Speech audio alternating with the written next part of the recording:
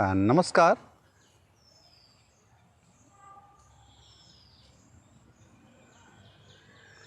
नमस्कार। मैं आप सबको हृदय से आभार व्यक्त करता हूँ। एक दो लाइन की पंडित राहुल शंकरतायन जी की दो लाइन की पंक्तियाँ हैं, मैं उससे शुरुआत करना चाहूँगा कि सैर कर दुनिया की गाफिल, ज़िंदगी फिर कहाँ, ज़िंदगी गर कुछ रही तो नौजवानी फिर कहाँ। नमस्कार मित्रों, मैं डॉक्टर एस.एल. यादव, योग एवं प्राकृतिक चिकित्सक, योग एवं प्राकृतिक चिकित्सा केंद्र IIT कानपुर। मैं आप सबको इस पावन पर्व के अवसर पर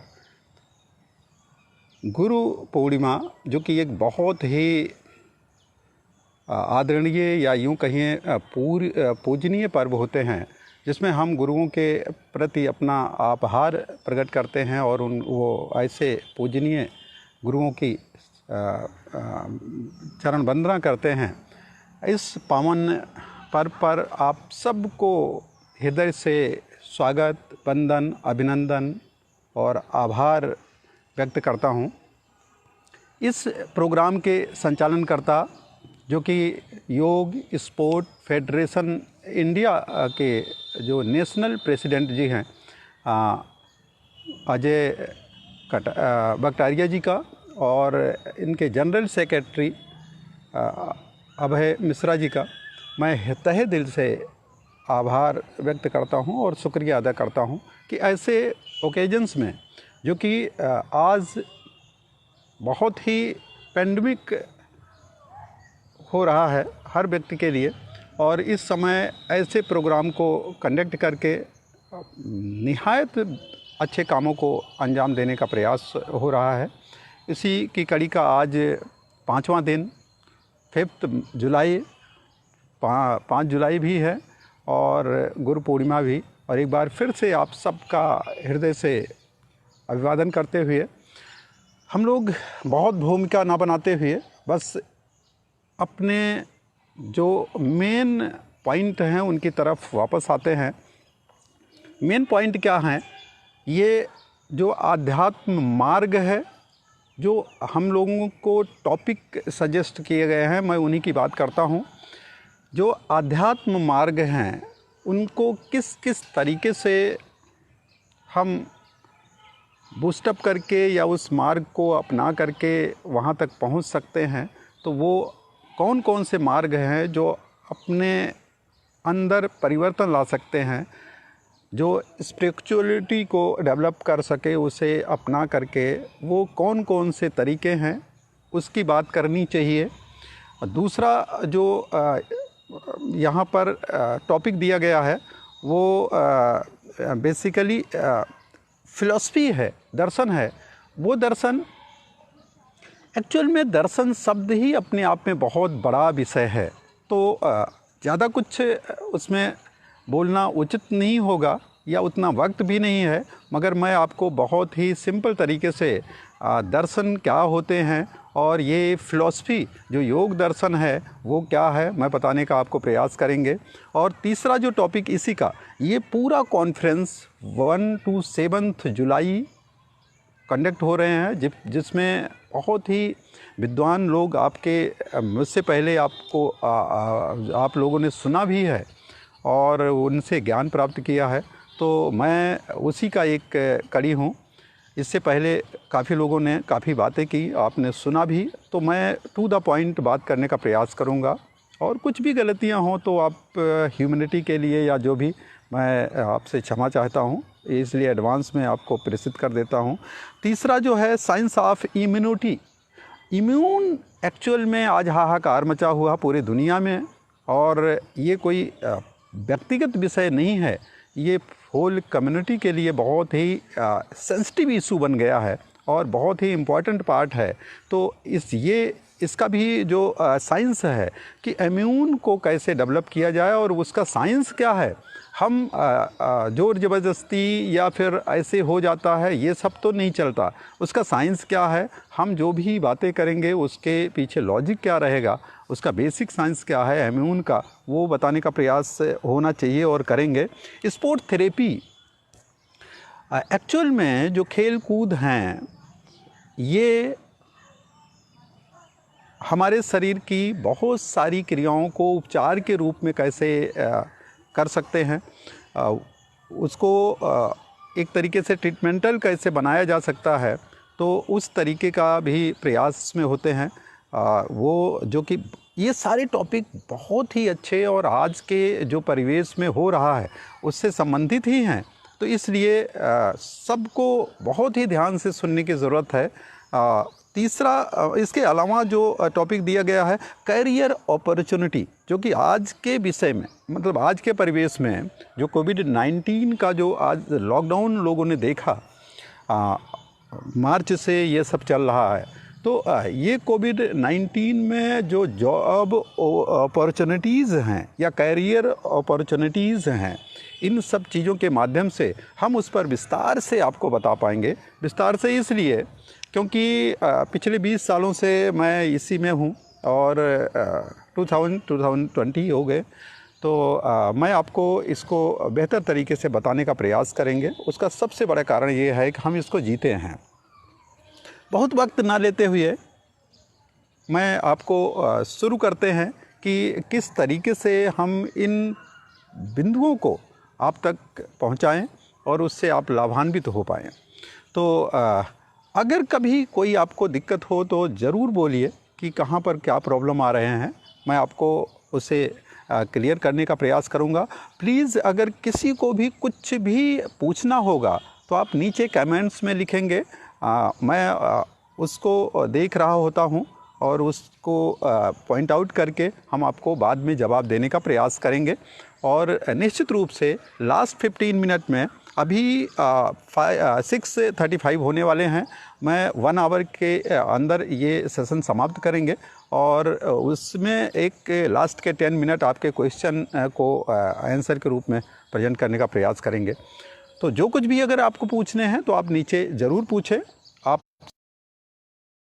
कितने लोग आपके साथ ये काम कर रहे हैं, पहले तो एक बार फिर से इस पूरी टीम को हृदय से बधाई देते हैं। और ये ज़बरदस्त टीम, ज़बरदस्त मैं इसलिए कह रहा हूँ कि इस टीम का जो योग स्पोर्ट फेडरेशन इंडिया है, इनके जितने भी ग्राउंड वर्कर्स हैं, जैसे एक पिक्चर होती है और बहुत सारे लोग उसमें काम करते हैं, हीरो फ्रंट पर होता है, बैक साइड में डायरेक्टर होता है, सारा स्पॉन्सरशिप और तमाम चीज़ों का अरेंज करना उसका काम होता है, बट सारी क्रेडिट हीरो को चले जाते हैं। ठीक उसी तरीके से इसमें भी बहुत सारे वर्कर्स काम कर रहे हैं और ये तब आप लोगों तक ये सुविधाएं पहुंच पा रही हैं। मैं उनको भी बहुत ही हृदय से आभार व्यक्त करता हूं। सबसे पहले योग की बात करते हैं।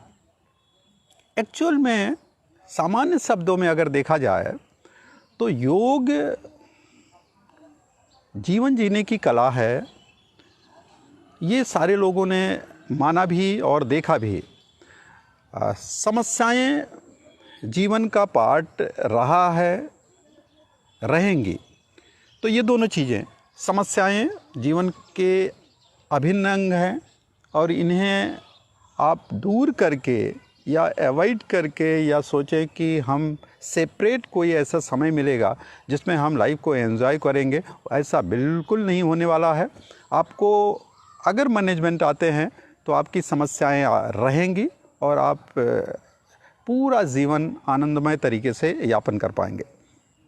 योग जिसकी हम बात करते हैं, उस योग की बात जो हमारे सनातन से चला आ रहा है, जिसे योगेश्वर भगवान श्री कृष्ण और भगवान शिव जो कि इसके कर्ता धर्ता रहे हैं, पार्वती जी को सुनाते समय ये सारी चीज़ें हम लोगों के सामने आई और अनादिकाल से ये उसको प्रचारित करने का काम महर्षि पतंजलि ने उसे आगे बढ़ाया। तो हम उसी योग की बात कर रहे हैं। विभिन्न तरीके के योग। एक सबसे ज़रूरी सूचना आप सबके लिए एक लाइन में, जब भी आपको योग बोलना है तो आपको योग ही कहने हैं, बट अगर इंग्लिश में लिखते हैं तो आपको पूरा प्रोनाउंसिएशन को नहीं बिगाड़ने हैं, वही वो जी ये ही लिखना चाहिए। जब आप उसको प्रोनाउंसिएशन के लिए जाएंगे, पढ़ेंगे, तब आप उसे योग ही कहेंगे। तो जितने भी हमारे योग के आचार्य हैं, योग के फॉलोअर हैं, वो कभी भी योगा नहीं बोलेंगे, भले ही वो इंग्लिश में योगा ही लिखा जाएगा, एक्चुअल में वो योग लिखने के लिए ही जी ये लिखना ज़रूरी होते हैं। तो इसलिए हम आप सबसे निवेदन करेंगे, जब भी प्रोनाउंसिएशन करेंगे, योग कहेंगे, लिखेंगे तो जी ये ज़रूर लिखेंगे, वरना अभी कुछ मैं बाद में बात कर पाएंगे क्योंकि हमारा समय अभी किसी और काम के लिए है। मगर आपसे निवेदन है कि आप सारे लोग योग का प्रोनाउंसिएशन योग के रूप में ही करेंगे, लिखेंगे जी ये ज़रूर। अगर इंग्लिश में लिख रहे हैं तो, हिंदी में लिख रहे हैं तो नेचुरली आप योग लिखते हैं।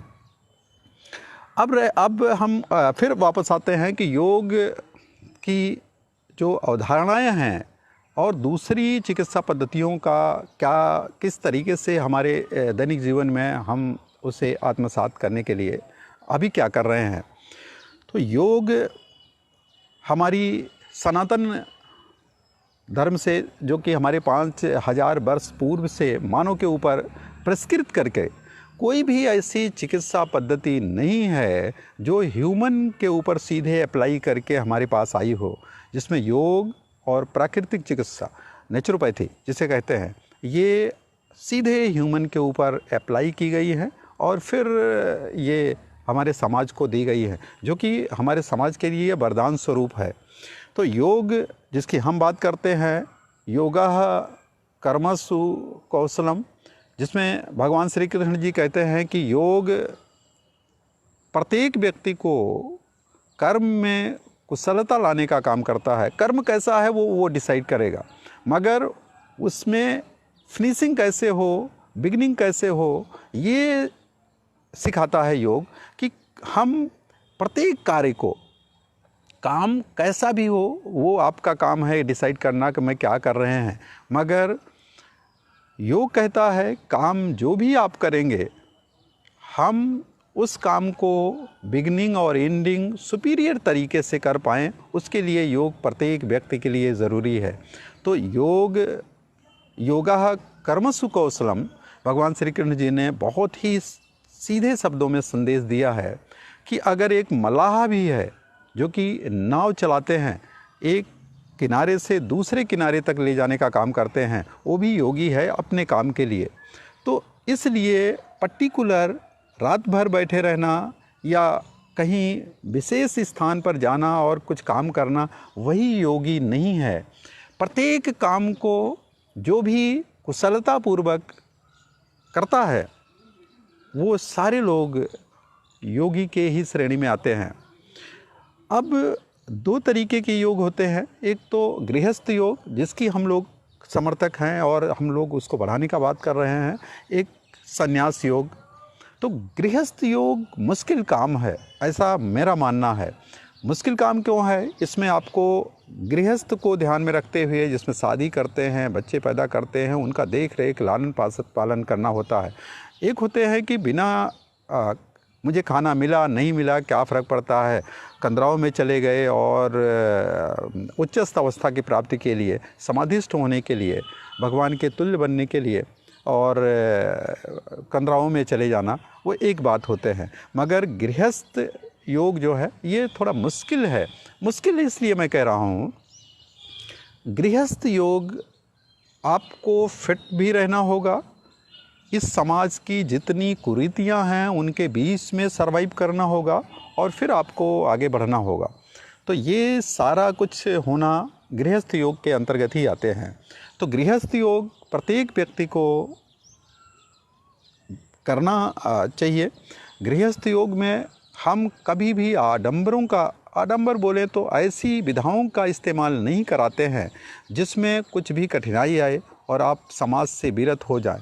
पहले अगर आपको मालूम हो तो बहुत सारे लोग, अगर आप योग का नाम भी ले लेते थे तो आपसे आपके परिवार वाले बहुत ही सशंकित हो जाते थे कि शायद मेरा बच्चा मेरे हाथ से अब निकल जाएगा, ये सन्यासी हो जाएगा।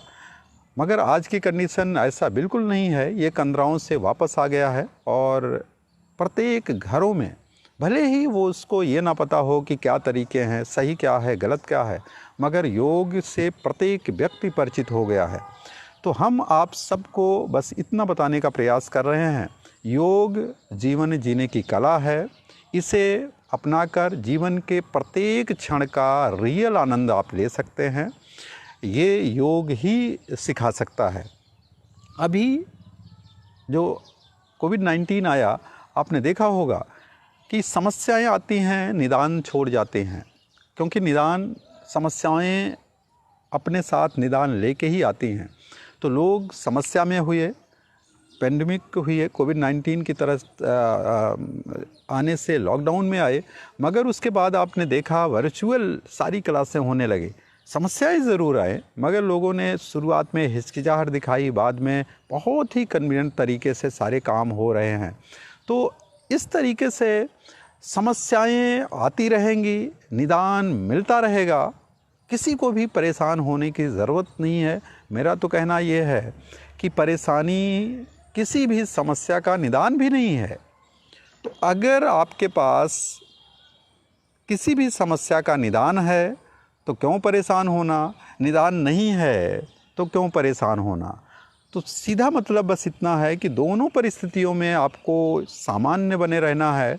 अगर आपके पास निदान है तो कॉन्फिडेंट रहिए, नहीं निदान है तो उसे खोजने का प्रयास करिए, क्योंकि समस्याएं निदान लेके आती हैं, बस उन तक पहुंचने की जिम्मेदारी हमारी होते हैं। तो अभी मैं आपको योग की महत्ता के बारे में बता रहे हैं कि योग हमारे जीवन में समाज के लिए कितना महत्वपूर्ण है। प्रत्येक व्यक्ति, मैं तो हमेशा कहता हूँ, तमाम योग की क्रियाएं जितने वर्टिब्राधारी हैं, उसमें सिर्फ मानव प्रजाति की ही बात मैं नहीं कर रहा हूँ, मैं ऐसे प्रजाति की भी बात कर रहा हूँ जिनके पास रीढ़ की हड्डी है, जो सांस लेते हैं, वो सारे लोग योग के बिना अच्छे जीवन की कल्पना नहीं कर सकते हैं। खास करके आज के परिवेश में तो बिल्कुल नहीं।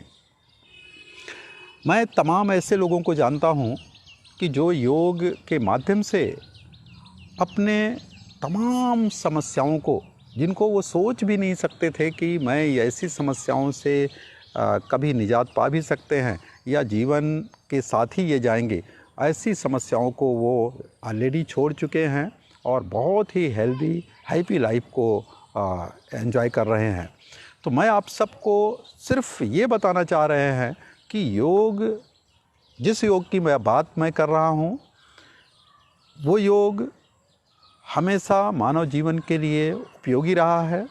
संभव है कुछ गलतियाँ होने से उसके रिजल्ट 19-20 हो सकते हैं, नुकसान होने के भी संभावनाएं उतने ही प्रबल होते हैं जितना व्यक्ति दूसरी चीज़ों से नुकसान में जाते हैं।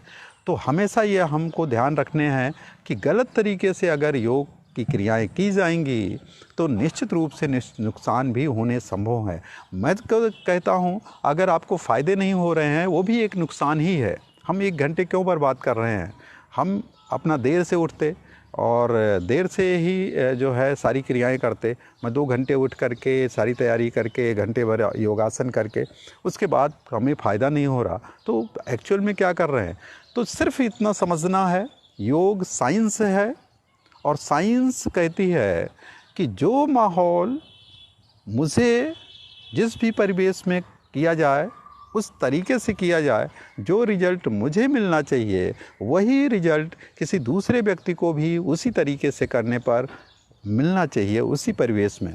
यही साइंस है। साइंस में और आडंबरों में यही फ़र्क है कि कुछ लोगों का मानना है मैं करेंगे तभी होगा, आप करेंगे तो नहीं होगा। ये जादू टोना हो सकते हैं, चमत्कार हो सकते हैं, मुझे नहीं पता, बट योगिक क्रियाएं जिन्हें हम योग साइंस कहते हैं वो तो नहीं हो सकती। क्योंकि योग एक साइंस है। तो साइंस कहती है कि जिस भी परिवेश में हम करते हैं, उसी परिवेश में, उसी तरीके की परिस्थितियों में दूसरे भी करें तो रिजल्ट वही आना चाहिए, और यही साइंस है। क्रियाओं में, योगिक क्रियाओं में, चाहे वो सूक्ष्म क्रियाएं हों, चाहे हैवी क्रियाएं हों, योगासन हो, प्राणायाम हो, प्रत्याहार हो, धारणा हो, ध्यान हो, समाधि हो, ये सारी क्रियाएं बहुत ही सिस्टमेटिक बनाई गई हैं। और अगर सिस्टमेटिक बनाई गई हैं तो आपको भी उतना ही सिस्टमेटिक करने की ज़रूरत है। हमारे समाज में मैं ये नहीं कहता हूँ, मैं किसी को कभी भी क्रिटिसाइज़ के लिए नहीं हूँ। मेरा प्रयास रहता है सारे लोग अच्छे काम करें, और अगर वो योग के माध्यम से कुछ भी सेवाएं समाज को दे पा रहे हैं तो ये बहुत बड़ी ईश्वर की कृपा है, समाज के लिए वो कुछ कर पा रहे हैं। सवाल बस इतना है कि अगर हम अच्छा कुछ जान पाएंगे तो हम समाज को अच्छा कुछ दे भी पाएंगे। वो कैसे जान पाएंगे? सबसे पहले हमें अपने एजुकेशन को बढ़ाने की ज़रूरत है।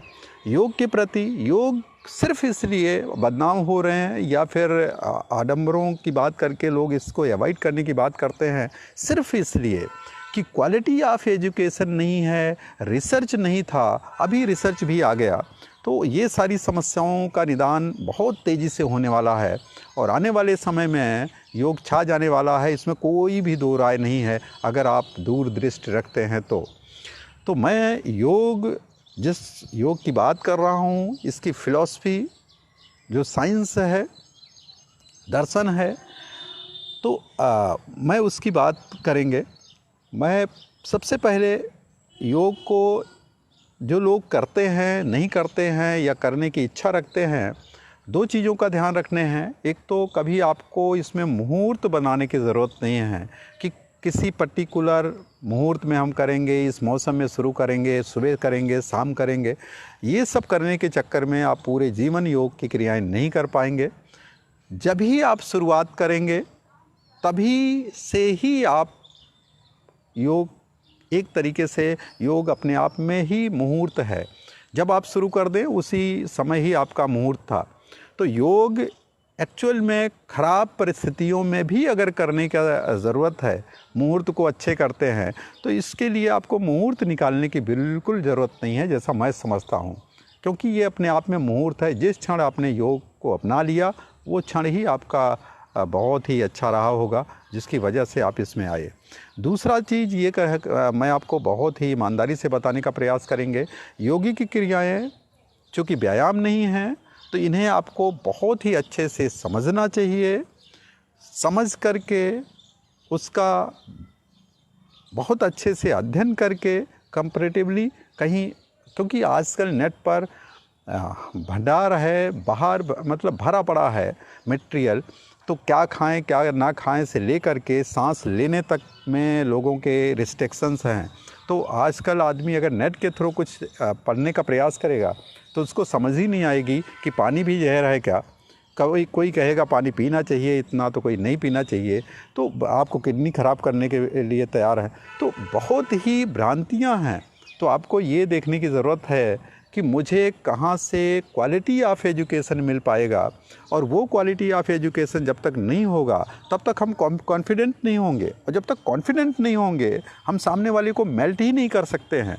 तो वो मेल्ट होने के लिए सामने वाले को हमको लॉजिक होना होगा। अगर लॉजिक मुझे नहीं है पता तो सामने वाले को हम यूँ कि नहीं मैं तो वहाँ ऐसे बोला और लोगों ने सुना और आप भी सुनिए, ऐसा तो नहीं होगा, कभी नहीं होगा।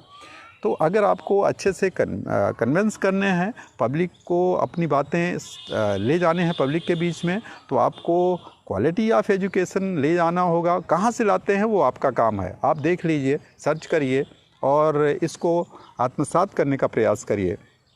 मैं हमेशा, मुझे इस बात की ग्लानि रही है कि हमारे योग में, मैं कभी भी इसकी मतलब ओपनली ऐसा नहीं कहना चाहिए, मैं सिर्फ ये कहने का प्रयास कर रहा हूँ कि कम आना इसमें कोई बुराई नहीं है, मगर उसको हमको इम्प्रूव ना करना बुराई यहाँ पर आ जाती है कि हम उसी के साथ जीवन यापन क्यों करना चाहते हैं। हम अगर, मुझे लगता है कि कुछ अभी मैंने उतना नहीं सीखा जितना सीखना चाहिए, तो बहुत सारे रास्ते आज भी भरे पड़े हैं और इतने संसाधन हैं कि आप उसे बहुत ही अच्छे से आत्मसात कर सकते हैं, पढ़ सकते हैं, बहुत सारी चीज़ों को समझ सकते हैं। तो मैं आपको सिर्फ इतना बताने का प्रयास कर रहा हूँ, योग बाबाओं का खेल अब नहीं रहा। बाबाओं का बोलें तो बिना एजुकेशन के, मैं ऐसा नहीं कह रहा हूँ कि बाबाओं का कोई रोल नहीं है। बाबाओं के पास इतना अनुभव है कि अगर उनके अनुभव का इस्तेमाल हम लोग कर पाएँ और उसको उस भाषा में, क्योंकि आज की जो विश्व साइंस है, जो वर्ल्ड साइंस है, वो कहती है कि मुझे डाटा चाहिए, बिना डाटा के कुछ भी नहीं होने वाला है। हम अपनी बातें रखने के लिए सबसे पहले उसके डाटा इकट्ठा करते हैं और उस डाटा में जब हम बात करेंगे तो पूरी दुनिया मानेगी, क्योंकि सबसे पहले आपसे डाटा मांगा जाएगा कि आपने किस बेहाव पर आपने कहा कि ऐसा होगा, ऐसा होता है, वो सब ठीक है, मगर आप ये कहने के लिए कि ये डेफिनेटली ऐसे होते हैं, उसके लिए आपको डाटा इकट्ठा करना पड़ते हैं और तभी हम मेडिकल साइंस के साथ में या उनको एक तरीके से चैलेंज दे सकते हैं। उसके लिए प्रत्येक व्यक्ति को खोजी नज़रिया रखना पड़ेगा कि जो चीज़ें हम कर रहे हैं उसको हम कैसे कंपाइल करें कि उसे डाटा फॉर्म में ले जाएं। तो उसके लिए जो भी हम जिस भी मरीज़ का इलाज करते हैं उसके हम कुछ डॉक्यूमेंटेशन भी करने चाहिए कि इस व्यक्ति को मैंने ऐसे इलाज दिए, सबसे पहले जब आया तो उसकी केस हिस्ट्री मैंने रखी, मतलब जो तरीके होते हैं वो आप जा करके देख लीजिए प्लीज़, क्योंकि उसमें ज़्यादा वक्त बर्बाद ना हो, इसलिए मैं आपको बहुत ऐसा प्रयास कर रहा हूँ कि बस ये बताने का प्रयास कर रहा हूँ। अगर हम क्वालिटी ऑफ एजुकेशन के साथ जाएंगे तो निश्चित रूप से दुनिया आपकी बात को सुनेगी, और अगर ऐसा नहीं कर पाते हैं तो जो अभी तक चलता रहा वही होता रहेगा। तो उसके लिए बस दो चीज़ों की ज़रूरत पड़ेगी, हमको रिसर्च के दायरे बढ़ाने पड़ेंगे। हम जो भी करते हैं उसको सिर्फ वर्बल ना बोलने के, हम डॉक्यूमेंटेशन के साथ उसको कंपाइल करके और उसे समाज के सामने रिप्रेजेंट करने का प्रयास करेंगे। जैसे आप सपोज़ करिए, मैं आपको सिर्फ एक बहुत सिंपल एग्जांपल देने का प्रयास कर रहा हूँ जो कि हमारे योग के तमाम आचार्य और तमाम लोग जानते भी हैं। मैं जो बताने का प्रयास कर रहा हूँ, योग में षटकर्म की क्रियाएं होते हैं। षटकर्म वो क्रियाएं हैं जो कि यौगिक क्रियाओं को शुरुआत करने के ठीक पहले शोधन की, शरीर की सफाई की क्रियाएं होते हैं, जिसमें कुंजल, नेति, धोती, बस्ती, ये सारी चीज़ें, जिसमें हम विस्तार से ना जा करके सिर्फ हम आपको कुंज मीन्स हाथे होते हैं और जल मीन्स वाटर, तो इसे गजकरणी भी कहते हैं, बट कुंजर नहीं है, इसे कुंजल ही कहा जाए।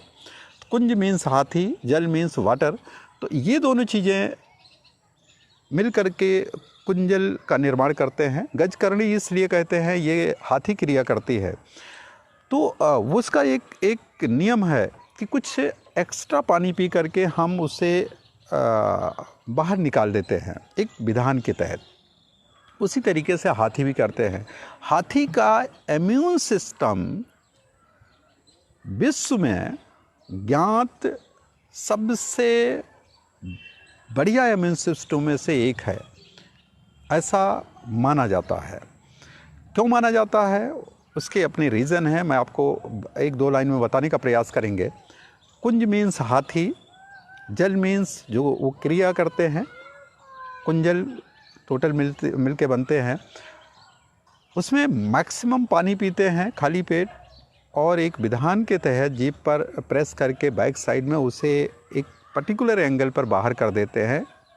ये पूरा कुंजल कभी भी अकेले नहीं करना चाहिए।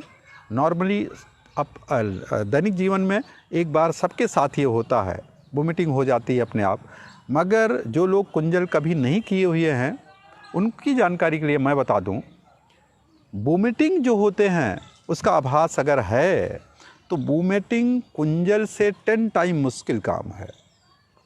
10 टाइम मुश्किल क्यों है? जब भी आपको वोमिटिंग होगी नॉर्मली खाली पेट नहीं होगी, कुछ खाने के बाद होगी।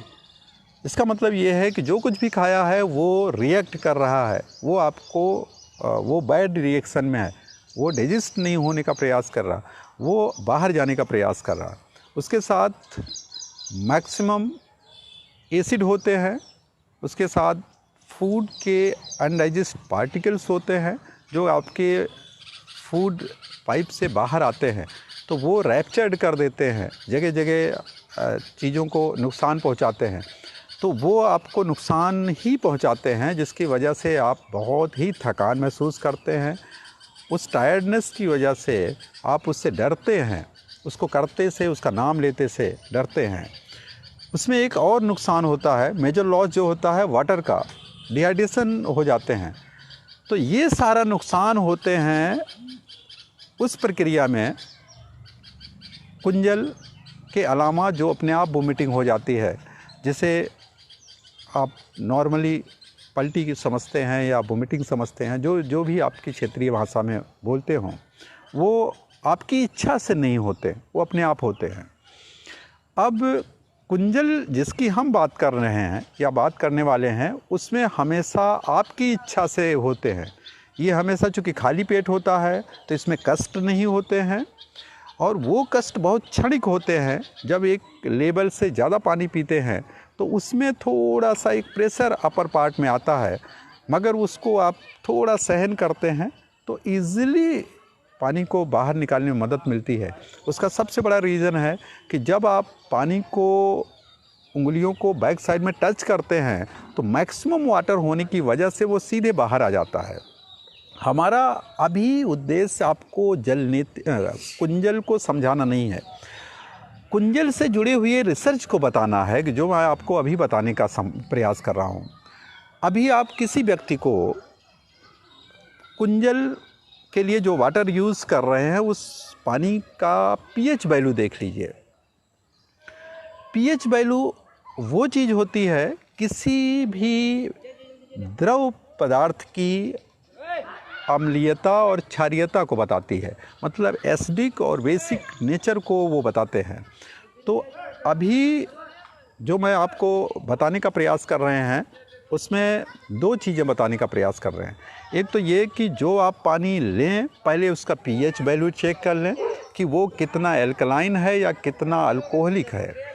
उसके बाद दूसरा चीज़ जो आपको देखने हैं, उस पानी को पिला देने हैं। पिलाने के बाद जब हम वापस वोमिट करेंगे तब आपको उसकी पीएच वैल्यू देखने हैं। इन दोनों की चीज़ों की वजह से आपको ये पता लगेगा कि पानी पीने के पहले जो पीएच वैल्यू थी उस पानी की, अब पानी पीने के बाद उसकी पीएच वैल्यू कहाँ पर आके ठहरते हैं। तो ये भी एक रिसर्च हो गया कि हम कुंजल के माध्यम से कितना % आपके एसिड को शरीर से बाहर निकाल पा रहे हैं, वो आपको बहुत ही साफ तरीके से दिखेगा। और वो एसिड टेस्ट कर लीजिए। एक्चुअल में एसिड टेस्ट आप सब जानते होंगे, लिटमस पेपर से एक बहुत सिंपल तरीके से आप एसिड टेस्ट कर सकते हैं कि उस पानी में आप डुबो के दिखवा दीजिए कि भैया ये आप देख लीजिए, ये पानी जो मैंने पिलाया इसको लिटमस पेपर पर डालने पर ये कैसा हो रहा, और जो पानी निकला उसमें आप लिटमस पेपर डाल रहे हैं तो उसका कलर बदल रहा नहीं बदल रहा, और वो कितना बदल रहा।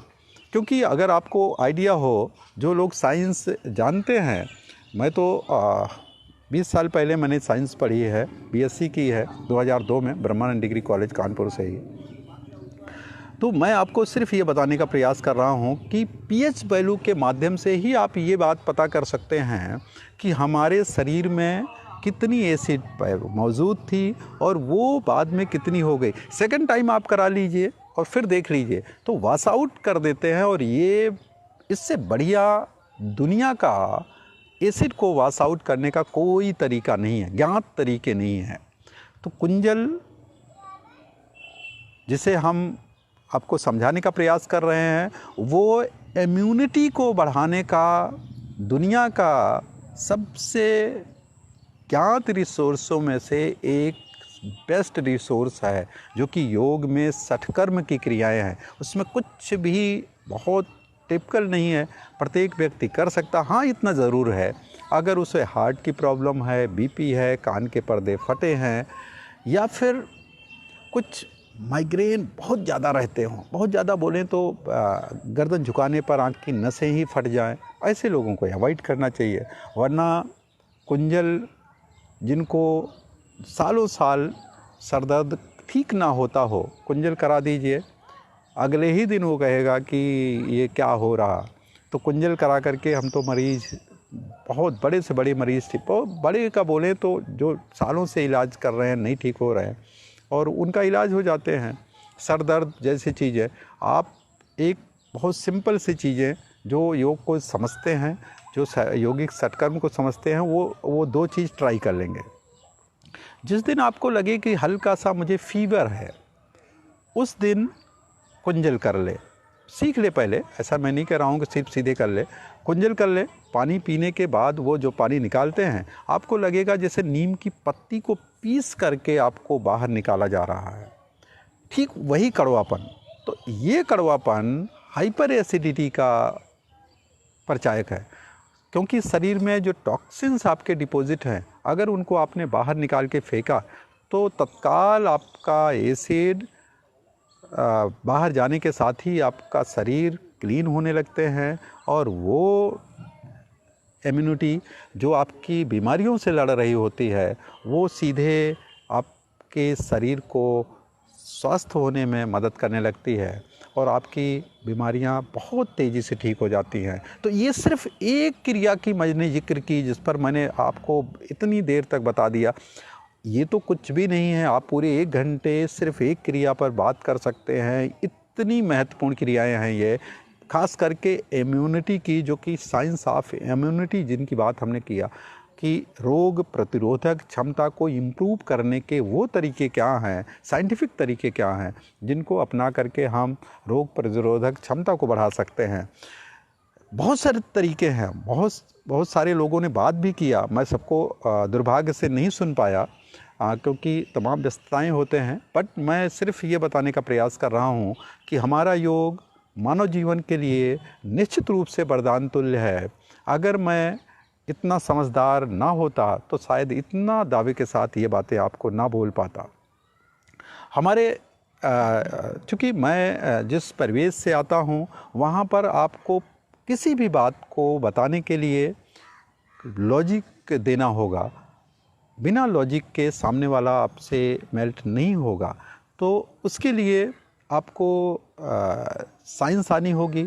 साइंस के अलावा जो विधा का इस्तेमाल आप करने वाले हैं, वो सारी चीज़ें आपको बहुत अच्छे से आना होगा। तो ये सारी चीज़ें अगर आपको अच्छे से आती हैं तो आप सरवाइव कर पाएंगे, और अगर आपको नहीं आती है तो बहुत मुश्किल में आने वाले हैं। तो हम आपको ये बताने का प्रयास कर रहे हैं कि इम्यूनिटी को बूस्टअप करने के लिए योग में बहुत अच्छी अच्छी क्रियाएं हैं, जिसमें अगर आपने सुना भी होगा या समझते भी होंगे, जस्ट 1 मिनट।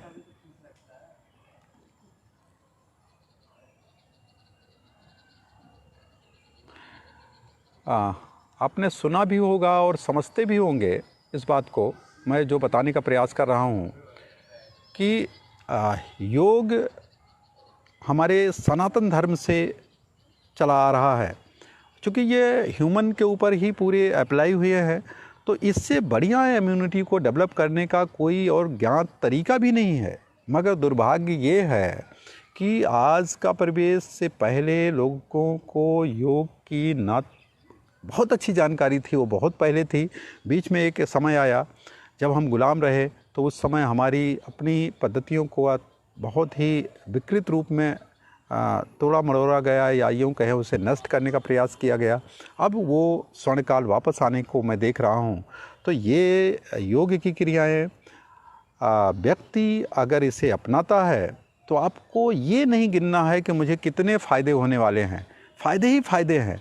जितने फ़ायदे आप गिना सकते हैं या जिनकी भी आप कल्पना नहीं कर सकते हैं, वो सारे फ़ायदे आपको निश्चित रूप से होने वाले हैं। हम आपको 1-2 लाइन में ब्यूटी की बात करते हैं। आज पूरे दुनिया में ब्यूटी के ऊपर सबसे ज़्यादा कॉस्मेटिक चीज़ों के लिए लोग परेशान हैं। और खर्च कर रहे हैं, कितने पैसे खर्च कर रहे हैं, और लोग पैसे आपका ले भी रहे हैं और वहीं के वहीं आपको छोड़ दे रहे हैं जहाँ से आपने शुरुआत की थी, इवन बहुत सारे और ख़राब कंडीशन में आपको छोड़ रहे हैं। तो वो चीज़ें अगर आपको अवॉइड करने हैं, या आपको लगता है कि हम बिना पैसे के कैसे आप जो है ब्यूटी को बनाए रख सकते हैं, तो योग की क्रियाएं, प्राकृतिक चिकित्सा, नेचुरोपैथी, इससे बढ़िया कोई क्रिया है ही नहीं। मैं आपको इतने दावे के साथ इसलिए कह पा रहे हैं कि ये चीज़ें आपके लिए, समाज के लिए वरदान से कम नहीं है, बस आपको शुरू करने की ज़रूरत है। अगर किसी ने योग की शुरुआत कर ली और 1 महीने तक बिना किसी अतिरिक्त एक्सपेक्टेशन के कि भाई मुझे क्या होगा क्या नहीं होगा, जो कुछ भी होगा मैं देखेंगे, बट मैं 1 महीने ज़रूर करेंगे, वो पूरे जीवन छोड़ नहीं पाता है। मैं लोगों को जब उनसे बात करते हैं, मैं उनसे पूछते हैं कि भाई ये सिर्फ 2 महीने में अगर आपने इतने फ़ायदे लिए, तो काश 30-40 साल या 50 साल जो भी आपने बिताए, कुल 10 से 15 मिनट दिए होते, तो आपको मतलब विश्वास करना मुश्किल हो जाता कि आपने कितने फ़ायदे लिए होते। तो ये चीज़ें जब तक आप शुरू नहीं करते हैं, तब तक आपके लिए प्रत्येक चीज़ें बड़ा मुश्किल होती हैं।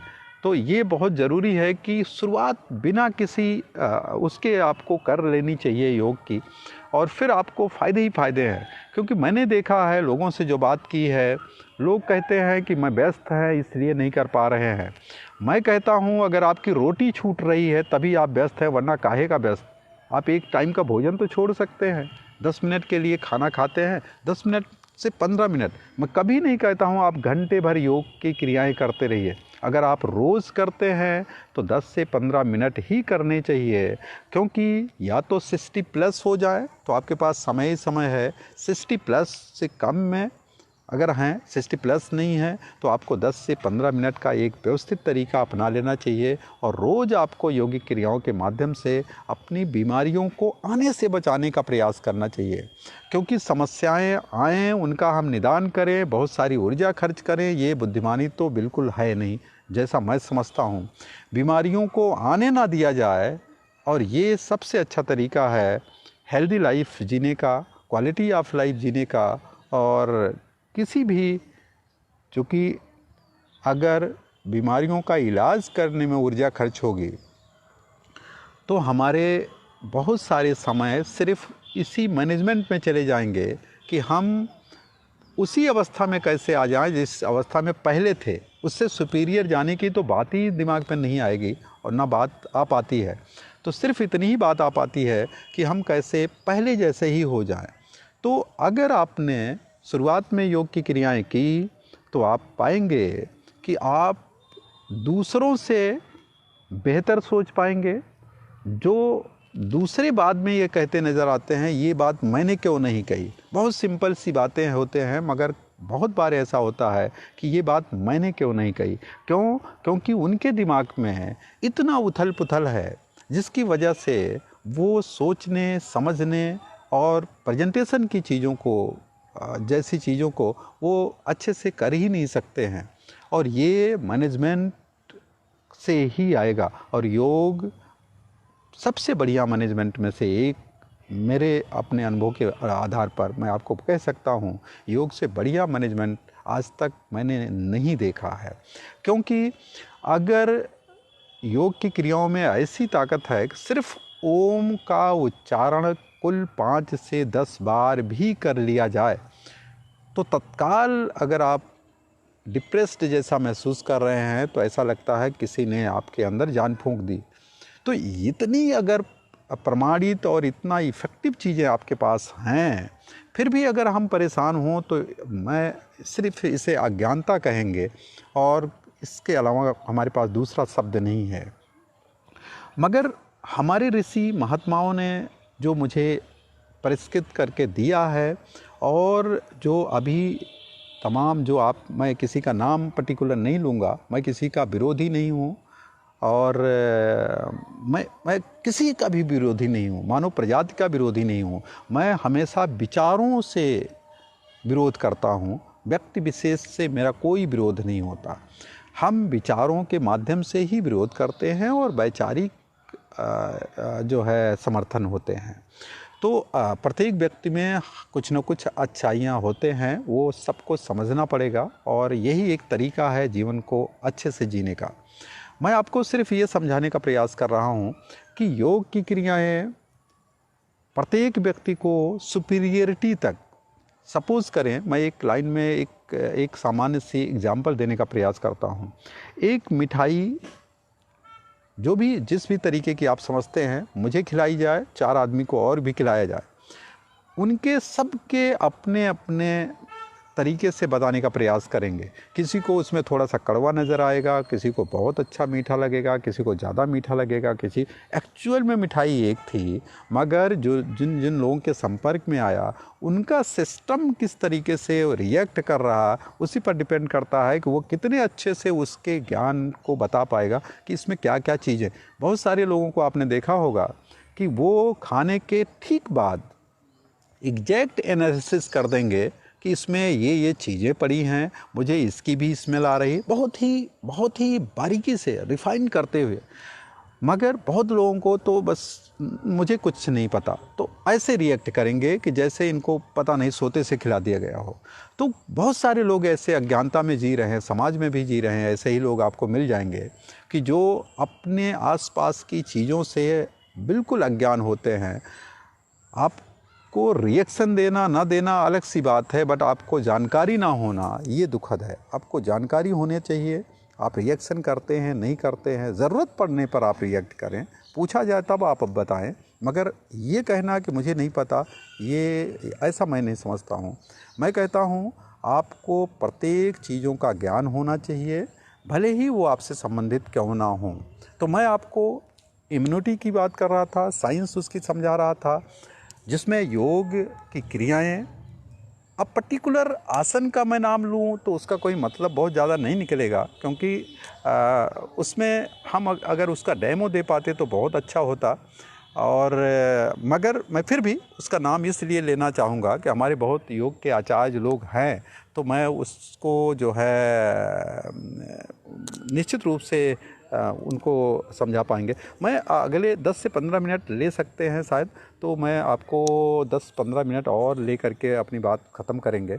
मैं सिर्फ ये बताने का प्रयास कर रहे हैं कि हम लोग जिस योग की बात कर रहे हैं, हम फॉलोवर हैं बेसिकली धीरेन्द्र ब्रह्मचारी जी का, स्वामी धीरेन्द्र ब्रह्मचारी जी का, जो कि हमारे लिए बहुत ही परम आदरणीय हैं। मैं मेरे हृदय में बसते हैं। मैं उन्हीं का समर्थक हूँ और उन्हीं को समर्थन मतलब उनके जो पैटर्न हैं उनको फॉलो करते हैं। तो इसलिए संभव है कि कुछ लोगों को शायद वो पैटर्न पता नहीं या पता नहीं होगा, तो शायद नहीं समझ आएगा। तो मगर वो बहुत ही साइंटिफिक तरीके से उन्होंने चीज़ों को समझाया है। इसलिए मैं समझता हूँ प्रत्येक व्यक्ति को योगासन विज्ञान, यौगिक सूक्ष्म क्रियाएं और मुद्रा एवं प्राणायाम, जो कि 3 किताबें धीरेन्द्र ब्रह्मचारी जी ने लिखी हैं, वो शायद PDF फॉर्म में बहुत लोगों के पास पहुंची भी होंगी। उसको ज़रूर पढ़ना चाहिए आपको। तो मैं उनका प्रबल मतलब बहुत ही हृदय से सम्मान करता हूं और उनके पैटर्न को फॉलो कर, क्योंकि वो एक्चुअल में साइंस को उन्होंने समझाया है। बहुत सारे लोगों ने साइंस को समझाना, मैं ये नहीं कह रहा हूँ कि बाकी लोगों ने कुछ ऐसा नहीं किया है, मगर जो जिस तरीके से उन्होंने चीज़ों को एलिब्रेट किया है, जिस तरीके से उन्होंने चीज़ों को आपके सामने रिप्रेजेंट किया है एक सिस्टमेटिक तरीके से, वो मुझे बहुत ही अच्छा लगा। और उसके पीछे आपका अपना ज्ञान भी काम आते हैं। अगर आपने एक बहुत ज़रूरी चीज़ मैं आप सबको बता दूं, जो जितने भी हमारे योग के फॉलोअर हैं उन्हें साइंस नहीं भी आती है, तो उन्हें अपने सिस्टम को ज़रूर समझना चाहिए कि मेरे शरीर का सिस्टम किस तरीके से काम करता है। मतलब एनाटॉमी, फिजियोलॉजी, भले ही उसको बायोमैकेनिक्स और टिपिकल चीज़ें ना पता हों, मगर 2 चीज़ें ज़रूर पता होनी चाहिए। हमारी शरीर की एनाटॉमी, जो कि पूरी संरचना किस तरीके से व्यवस्थित है और ये कैसे काम करते हैं, क्योंकि सारी ग्लैंड्स बेस्ड हमारी एक्सरसाइज मतलब हमारे योगासन होते हैं और ये उन्हीं को बूस्टअप करने की बात करते हैं। तो अगर आपको ये नहीं पता होगा कि कौन से आसन किस ग्लैंड्स को बूस्टअप करके और उसको स्टिमुलेट करके कौन से रस और कौन से हार्मोन्स का सिक्रेशंस कराने वाले हैं जिसकी वजह से आपको लाभ होने वाले हैं, तो आपको सामने वाले को शायद उतने अच्छे से नहीं समझा पाएंगे और वो आपकी बातें नहीं सुन पाएगा। मगर अगर आपको साइंस आती है और उसके लॉजिक्स पता है तो निश्चित रूप से सामने वाले को सुनना पड़ेगा, वो उसकी मजबूरी है। मैं हमेशा कहता हूँ अगर आपको मेरे विषय में ज़्यादा जानकारी है तो मैं ज़रूर सुनेंगे, अगर आपको मेरे विषय में ज़्यादा जानकारी नहीं है तो मुझे आपको सुनना पड़ेगा। और अगर ऐसा नहीं हो रहा है तो आपको मुझे नमस्कार करना पड़ेगा या मैं नमस्कार कर लेंगे, क्योंकि हम कभी भी बहस जैसे पचड़े में नहीं पड़ते हैं। हम कहते हैं आप लॉजिक दीजिए, लॉजिक लीजिए, अगर आप इसमें कहीं कुछ आ रहा है तो आप उसको एक्सेप्ट करना आपकी एक नैतिक जिम्मेदारी बनती है और मेरी भी नैतिक जिम्मेदारी बनती है। मैं कभी भी ये नहीं समझता हूँ कि मैं छोटा बड़ा, ये कभी नहीं होता है। प्रत्येक व्यक्ति में मैंने पहले भी जिक्र किया कि ईश्वरत्व बसते हैं और प्रत्येक व्यक्ति को आपको हमेशा सम्मान की निगाह से ही देखना चाहिए। इससे आपका अपना सम्मान बढ़ता है। एक्चुअल में वो लोग पता नहीं क्यों नहीं समझते हैं। मैं आपको ज़रूरी चीज़ें आप बता दें, ज़रूरी अब तक ज़रूरी था क्योंकि आप ये सोचें कि अब तक हम लोग बकवास कर रहे थे, ऐसा नहीं है। मैं एक्चुअल में 2 चीज़ें बताने का प्रयास कर रहा हूँ। कैरियर अपॉर्चुनिटी, ये सबके दिमाग में बहुत ज़्यादा चीज़ें चल रही हैं कैरियर को लेकर के, और ख़ास करके अगर योग में हैं तो उनका कैरियर थोड़ा सा ज़्यादा इनसिक्योर उनको लगता है, बट मुझे तो ऐसा बिल्कुल नहीं लगता। मैं आपको 1-2-3 लाइन में उसको समझाने का प्रयास करता हूँ। पहला तो ये, अगर आप अच्छे तरीके से योग की क्रियाओं को जानते हैं, समझते हैं, आत्मसात करते हैं, उसे लव करते हैं, तो आपको किसी भी तरीके की कोई भी समस्या कैरियर से संबंधित नहीं आने वाली है। क्यों नहीं आने वाली है, मैं आपको बताने का प्रयास करता हूँ। योग का व्यक्ति, उसको मैनेजमेंट बहुत अच्छे से आता है। अगर योग अच्छे से आता है तो उसको ये पता है कि 2 करोड़ पर मंथ कमाने वाले व्यक्ति का अगर हार्ट फेल हो जाए, अगर उसकी किडनी खराब हो जाए, ठीक है, तो वो 2 करोड़ रुपए पर मंथ की सैलरी में भी उसे स्वस्थता नहीं मिल पाएगी। जो ये समझता है कि मैंने अरबों रुपए अपने बैंक बैलेंस बना रखे हैं, तो अगर उस अरबों रुपए से उसका ट्रीटमेंट नहीं होने वाला है तो हम बोले तो हमारी कम्युनिटी जो योग की है, वो अगर अपने शरीर को आजीवन स्वस्थ रखते हुए जितने भी पदार्थ हैं भौतिक जीवन में, जिन्हें मतलब पथ्य बताए गए हैं, पथ्य बोलें तो जो खाने योग्य हैं सामाजिक तरीके से, वो सारी चीज़ें हम खा सकते हैं, उनका आनंद ले सकते हैं, तो मैं समझता हूँ कि उससे बड़ा सौभाग्यशाली इस पृथ्वी पर नहीं है। दूसरा चीज़ मैं ये समझाने का प्रयास आपको कर रहा हूँ, इस मानव जीवन के लिए देवता भी तरसते हैं, क्योंकि देवता, उनको तमाम रिस्ट्रिक्शंस होते हैं कि आप ये नहीं कर सकते, आप वो नहीं कर सकते, मगर हम लोगों के पास वो रिस्ट्रिक्शंस होने के बाद भी बहुत सारी छूट होती है सामाजिक रूप से कि आप अपने जीवन को कैसे अच्छे से निर्वहन कर सकते हैं। उसके अंतर्गत अगर आपके पास सपोज़ करें कुछ कम पैसे भी हैं, आपके पास बस इतना पैसे हों कि आपका दैनिक जीवन अच्छे से चल जाए, दाल रोटी खा पाएँ, घी खा पाएंगे, आप दूध दही खा पाएंगे क्योंकि आप स्वस्थ हैं, वो अरबों की संपत्ति जो करोड़ों में या लाख रुपए पर मंथ कमाते हैं, उनको घी, दूध, ये सारी चीज़ें डॉक्टर ने मना कर रखा होता है, वो देखने पर भी शायद उनकी बीमारियां बढ़ जाती हैं। तो अगर ये सब हो रहा है तो भैया हम ही धनी हैं एक्चुअल में। इस पॉइंट ऑफ व्यू से अगर आप समझ पाएंगे तो आप ये समझ पाएंगे कि कैरियर इसमें कितना ज़्यादा उज्जवल है। अगर योग में आते हैं तो आपको 5 चीज़ें मिलती हैं। ये शायद ही किसी भी तरीके की चिकित्सा पद्धति या किसी भी तरीके की चीज़ों में नहीं मिलती है। कैसे? अगर आप योग में आते हैं तो सबसे पहले स्वास्थ्य लाभ मिलता है, जो कि अरबों की संपत्ति आपकी यहीं से शुरू हो गई। दूसरा, जिसका आप इलाज करते हैं या जिसको योग की क्रियाएं सिखाते हैं वो आपका मित्र बन जाता है। वो आपको ऐसी ऐसी सलाह दे जाता है कि आपको समझ नहीं आएगी कि मैं कितना सौभाग्यशाली हूँ या कितना मैं बड़ा आदमी, बड़ा बोलें तो कितना मैं गर्व महसूस कर सकता हूँ कि मेरी कम्युनिटी इतनी सुपीरियर है और फिर भी मैं सोच रहा हूँ कि मैं गरीब हूँ। ऐसा कैसे हो सकता है? तीसरा, जो आपको धन मिलता है वो बहुत ही सम्मान के साथ मिलता है। ये शायद लोगों को पता होगा, ज़रूर होना चाहिए। बाकी चीज़ों में जो धन मिलते हैं आपके पीठ पीछे ही गाली देना शुरू कर देते हैं, बहुत ही मतलब इसने लूट लिया ऐसा करके, और उसका चेहरा भी देखना नहीं पसंद करता आदमी। दोबारा सोचता है कि अब नहीं देखना।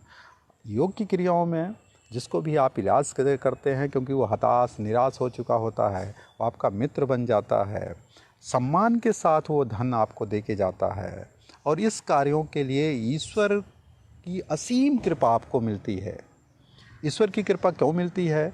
ईश्वर कहते हैं कि ये मेरा काम प्राकृतिक तरीके से जो होना चाहिए वो आप कर रहे हैं, क्योंकि योग की क्रियाएं थोड़ा टाइम लेती हैं और ईश्वर ने अगर किसी भी तरीके का आपको कष्ट दिया है या किसी भी व्यक्ति को कष्ट दिया है तो उसका इलाज एक्चुअल में नियम विरुद्ध नहीं होना चाहिए।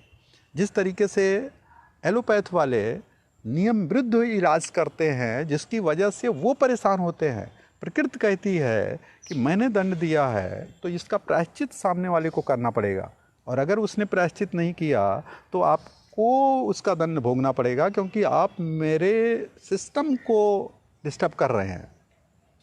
इसका मतलब ये हुआ कि जो प्राकृतिक चिकित्सक या योग चिकित्सक है वो जो टाइम टेकिंग है उस दौरान जो व्यक्ति जिसको भगवान ने या जिसे हम गॉड जिस भी रूप में ईश्वरीय शक्ति सत्ता मानते हैं, उन्होंने जो कष्ट दिया है वो प्रायश्चित करता है उस क्षणों में, और उस प्रायश्चित के दौरान आपको वो नुकसान नहीं होते हैं जो रिएक्शंस के दौरान आपको नुकसान होने चाहिए।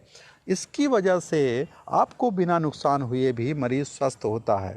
तो ये सब चीज़ें सिर्फ योग के माध्यम से संभव हैं, मगर इसमें आपको 2 चीज़ों की ध्यान रखने होंगे। आपका अपना जो नज़रिया है वो आपको व्यवहारिक रखना होगा, समाज की भलाई की तरफ रखना होगा। हम आपकी बात कर रहे हैं, मैं अपनी ही बात कर रहा हूँ।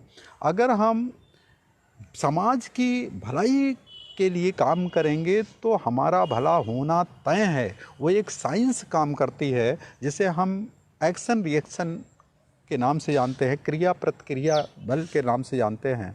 तो वो ऑटोमेटिक होगा, बस हम किसी का भला करें तो सही। मगर प्रॉब्लम यहाँ है कि हम कुछ करना भी नहीं चाहते और रिजल्ट वैसे लेना चाहते हैं जैसे दूसरों को मिल रहा। ये कोई तरीका नहीं है। ये जो तरीका अपना भी पा रहे हैं वो उसमें स्टेबिलिटी नहीं है। तो अगर हम समाज के लिए काम करेंगे तो नेचुरली समाज हमारे लिए दुआ मांगेगा। अगर आपको शायद उसका आइडिया हो, मुझे तो इसका आइडिया ज़रूर है कि जब आपके स्वास्थ्य कभी भी ख़राब हो जाते हैं तो समाज से इसीलिए संपर्क में जाया जाता है कि भाई इनके लिए दुआ करिए। आपको शायद उसका आइडिया भी नहीं होगा। मैं साइंस का व्यक्ति होने के बाद भी मैं आपको वो चीज़ बताने का प्रयास कर रहा हूँ। लोगों के पास ऐसी ऐसी शक्तियाँ भरी पड़ी हैं जिसे हम आज टेलीपैथी का नाम देते हैं। वो शक्तियाँ लोग वहीं से आपके स्वास्थ्य लाभ की लिए भेज सकते हैं। इसीलिए कहा जाता है कि जब आप अस्वस्थ हो जाएं तो समाज को एक बार ज़रूर याद कर लें और बता दें कि भैया मैं अस्वस्थ हूँ, अगर आपके पास कुछ है तो आप वहीं से मेरे लिए दुआ करिए, और स्वास्थ्य लाभ 90% हो जाता है। और ये बहुत ही प्रमाणित चीज़ें मैं आपको बता रहा हूँ, जो कि लोगों का जो ऑरा होता है, जिसे हम वेव्स कहते हैं आज की साइंस की भाषा में, उसके माध्यम से वो वेव्स डाल करके हम चीज़ों को फिनिश कर सकते हैं, वहाँ तक उस चीज़ों को मोबिलाइज कर सकते हैं, या यूँ कहें कि उसे स्वास्थ्य लाभ देने में मदद कर सकते हैं। तो हम आपको ये बताने का प्रयास कर रहे हैं कि योग जिसकी बात मैं कर रहा हूँ या जो सनातन से चला आ रहा है, वो अगर आप अच्छे से जानते हैं तो जॉब की कहीं कोई प्रॉब्लम नहीं है। इवन मैं कहता हूँ, जिस तरीके से चोर बोलें तो एक गलत आदमी जो गलत तरीके से धन अर्जन कर रहा, उसको भी एक ईमानदार व्यक्ति की ज़रूरत होती है उसके अकाउंट को संभालने के लिए। अगर एक चोर भी अकाउंट संभालने के लिए ईमानदार व्यक्ति की खोज कर रहा है, तो आप योग के व्यक्ति, आपकी तो इतनी कद्र होगी कि आदमी से आप जो चाहें वो ले लीजिए। फाइनली आप स्वास्थ्य लाभ देने वाले हैं, जो चाहें बोलें तो धन का तो प्रॉब्लम है ही नहीं, बस आप अच्छे से सीख तो ले सही। अगर आपने अपनी विधा को अच्छे से नहीं सीखा, आप लब नहीं करते हैं, तो फिर प्रॉब्लम होने वाली है। अगर मैं लोगों से जब मिलता हूँ तो लोग कहते हैं मैं योग भी करता हूँ। ये क्या है भैया? मतलब योग अपने लिए करना वो तो ठीक है, बट अगर योग के आचार हैं तो आप और कुछ कर रहे हैं, योग पार्ट में कर रहे हैं, तो वो नहीं चलेगा, मेरे हिसाब से तो नहीं चलता।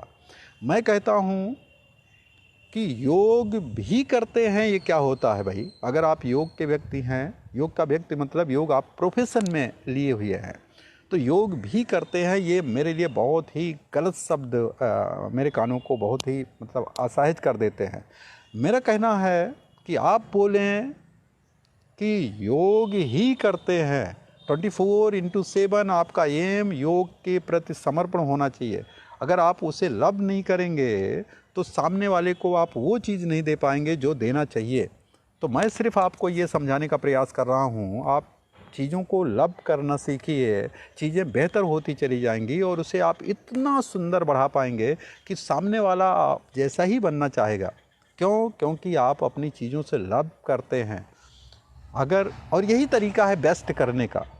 अगर आपको शायद पता भी होगा कि वो चीज़ आप ज़्यादा खा लेते हैं जिसको आप ज़्यादा अच्छा लगता है, आपका पेट भरा है फिर भी वो चीज़ें आ जाएं तो शायद वही कर पाएंगे, और दूसरी चीज़ पूछा जाए, नहीं भैया पेट भरा हुआ है, हाँ ज़रूर है कि अगर ये चीज़ आ जाएगी तो मैं खा लेंगे। क्योंकि आप लब करते हैं, आपको पसंद है।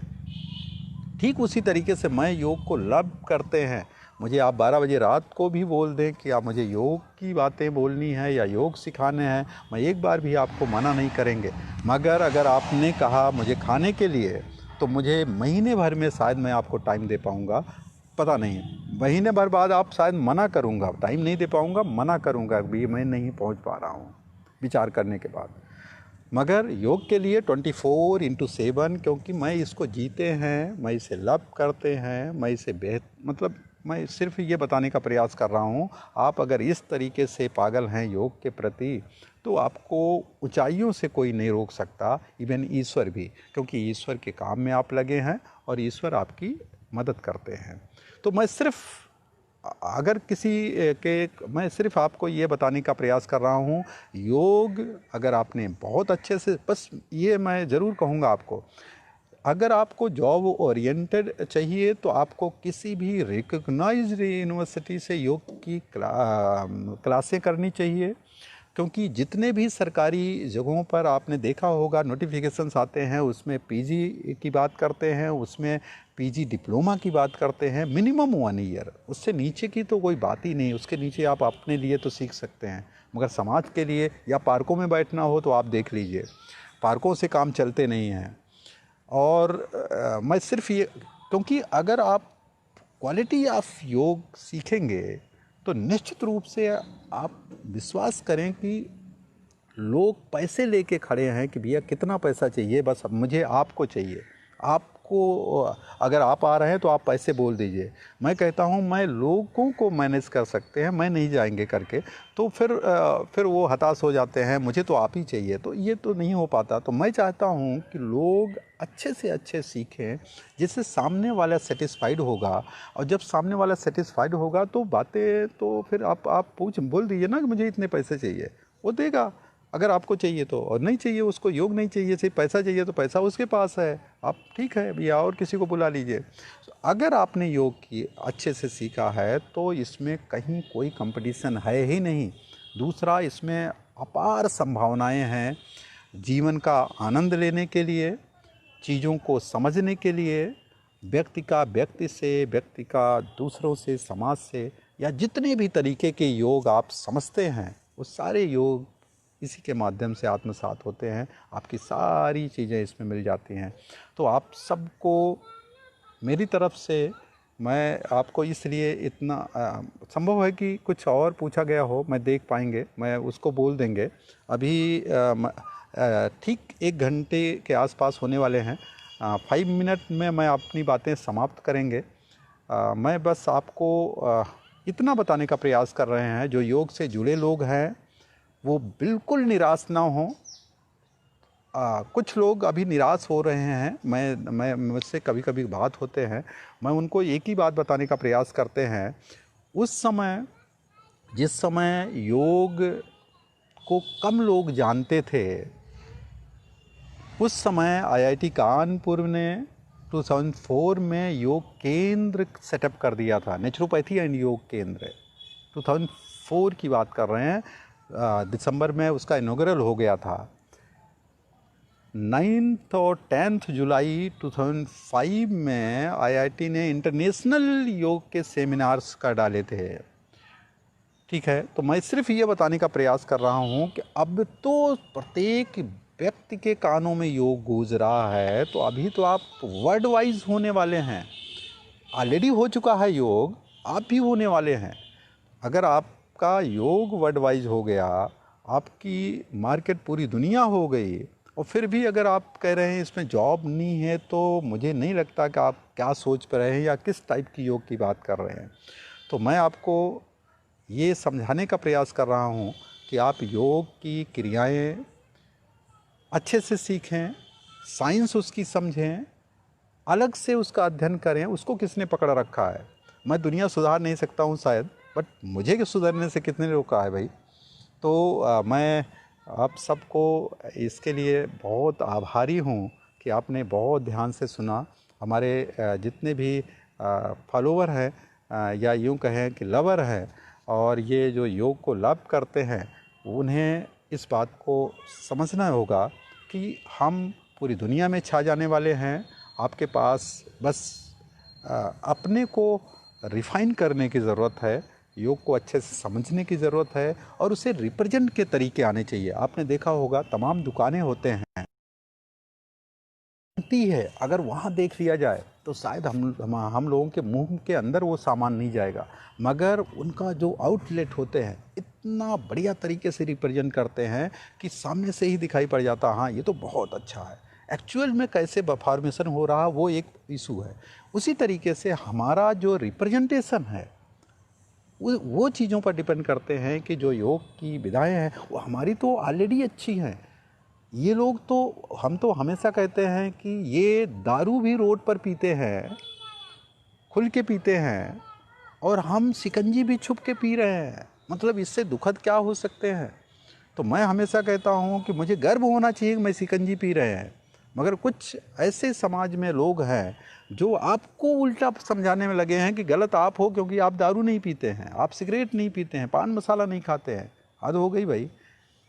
वो तो वही बात हो गई कि गलत खुद है और गलत मुझे समझाने का प्रयास कर रहे हैं। मगर अगर आपको अच्छे से आता है, मैं कहते हैं अगर आपको लगता है कि मैं ये करेंगे तो आप मेरे साथ रहेंगे, और मैं ये नहीं करेंगे तो मेरे साथ नहीं रहेंगे, तो मैं कहता हूँ कि आप अभी प्लीज़ मेरे साथ से जा सकते हैं, क्योंकि मैं नहीं बदलने वाला हूँ इन चीज़ों के लिए।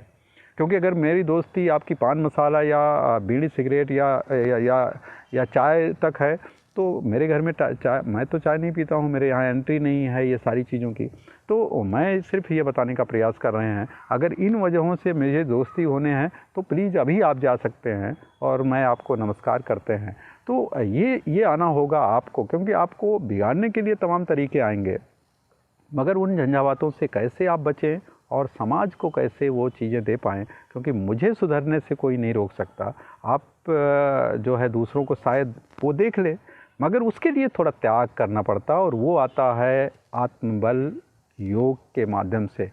योग के माध्यम से जो आत्मबल आता है उसे कोई हिला नहीं सकता, क्योंकि आपके पास सारी चीज़ें पता होती हैं, मैं क्या कर रहा हूँ, आप जगे होते हैं। तमाम लोग स्वप्न में जो स्वप्न देखते हैं वो सोते हुए देखते हैं, योग का व्यक्ति जागते हुए स्वप्न देखता, दोनों में फ़र्क यही है। इसीलिए वो अपने लक्ष्य को टारगेट कर पाता है, क्योंकि आज जो कंपटीशन है वो सोते हुए स्वप्न देखने का नहीं है, आंखें खोलकर स्वप्न देखने का है। अगर ऐसा कर पाएंगे तो निश्चित रूप से आपका टारगेट आप हिट कर पाएंगे, क्योंकि जागते हुए उस टारगेट को हिट करना पड़ेगा। तो आप सबका हृदय से आभार। और मैं आपके कुछ क्वेश्चन देख लेते हैं, अगर कुछ आए हैं तो मैं आप सबको जो है उसको बताने का प्रयास करेंगे कि कुछ क्वेश्चन अगर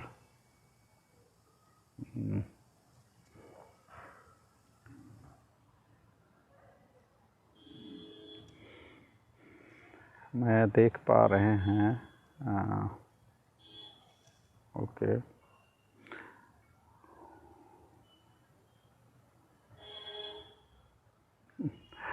एक्चुअल में ये काम थोड़ा एक और व्यक्ति होना चाहिए पैरेलल आपका सपोर्ट करने वाला, कि ये सारी चीज़ें लिख करके रखे।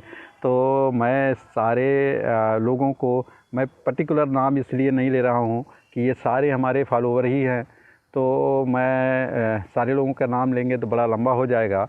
मैं एक्चुअल में कुछ भी अगर कभी भी आपको पूछना हो, आप 24/7 मुझे फ़ोन से भी पूछ सकते हैं।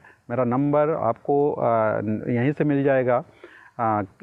फेसबुक पर भी मेरे पर्सनल नंबर पड़े होते हैं, मैं एक ही नंबर चलाते हैं, तो इसलिए आप बिल्कुल ना सोचें कोई प्राइवेट और नंबर होते हैं। जो भी हम योग की क्रियाएं उसमें देते हैं। नेचुरोपैथी एंड योग सेंटर IIT कानपुर, उस पेज पर जा कर के आप देख सकते हैं। नेचुरोपैथी योग सेंटर IIT कानपुर जो है अभी एक बहुत बड़ी बिल्डिंग ला रहे हैं, लगभग 4.5 करोड़ रुपए की वो बिल्डिंग आ रही है, और नेचुरोपैथी का सेटअप होने वाला है।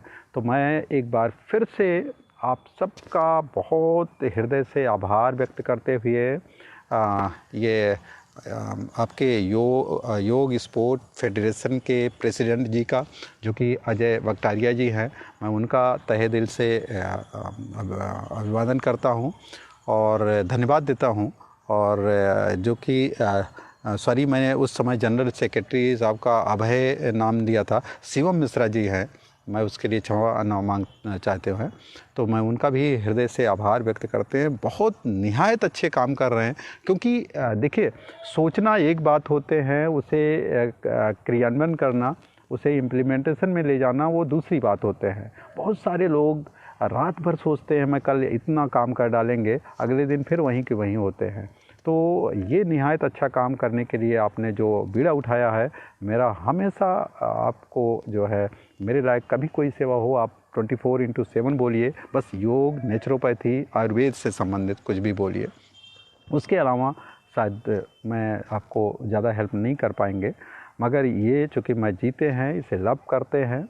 मैं इसमें जो है ये 20वां साल चल रहा है इसको करते हुए, तो मैं आपको बहुत हृदय से आभार व्यक्त करता हूँ। हमारे जितने भी डॉक्टर विपिन यदुवंशी जी हैं, पूनम वाजपेयी जी हैं, और आकांक्षा जी सेंगर जी हैं, और हमारे दिलीप यादव जी हैं, ये सब बहुत ही कर्मठ लोग हैं, अपने अपने विधा में ये काम कर रहे हैं। इन सबको मैं बहुत पर्सनल भी जानता हूँ, मैं इनको लव करते हैं, ये बहुत ही जो है बेस हैं इस विधाओं के। तो मैं आप सबको एक बार फिर से अपनी तरफ से IIT कानपुर योग केंद्र की तरफ से तहे दिल से शुक्रिया करते हैं। नमस्कार, धन्यवाद।